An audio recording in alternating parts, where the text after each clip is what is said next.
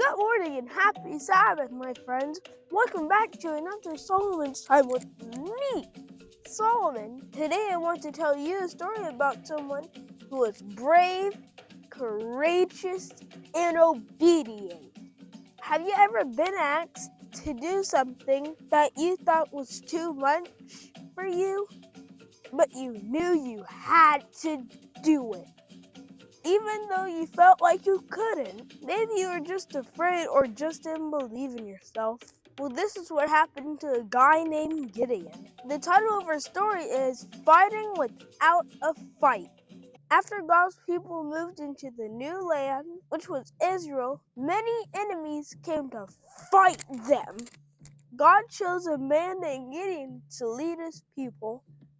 Now, there was nothing special about Gideon. He was a normal guy like you and me.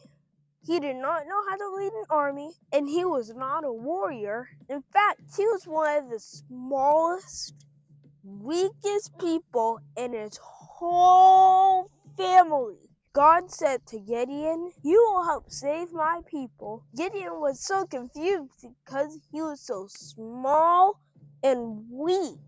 He had courage and was brave. So Gideon set a bundle of wool on the ground. He said to God,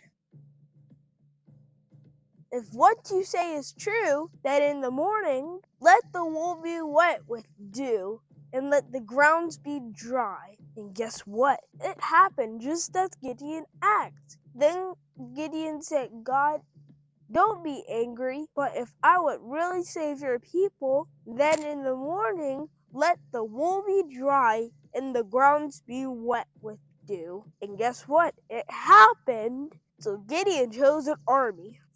Thousands of men were in his army, almost just as many in this world, but God sent them back home. Finally, Gideon only had 300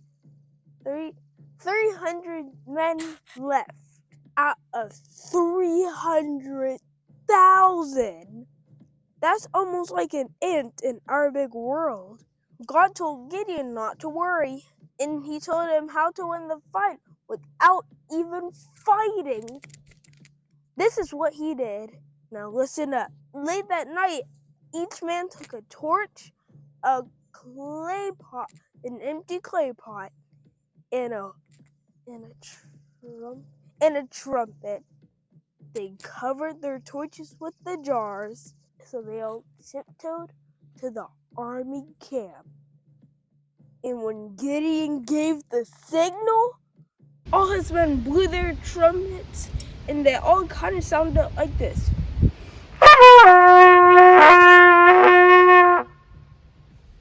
And they smashed their jars. This scared the enemy so much that they ran away. And God's people won without even fighting.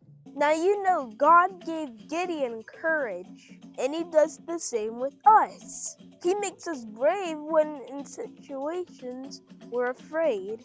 Have you ever felt like Gideon, where you were dim and you were covered by an empty clay jar?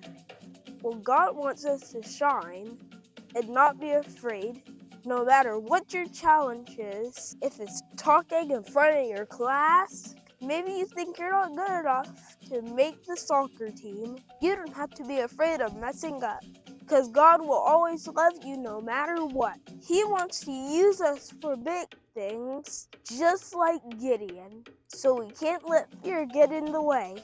Boys and girls, I want you to remember this memory verse. Haven't I commanded you to be strong and courageous? Do not be afraid or discouraged, for the Lord your God will be with you wherever you go.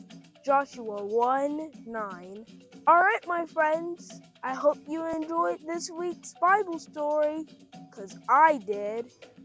See you next week, same time, same place, at Solomon's Time. Bye!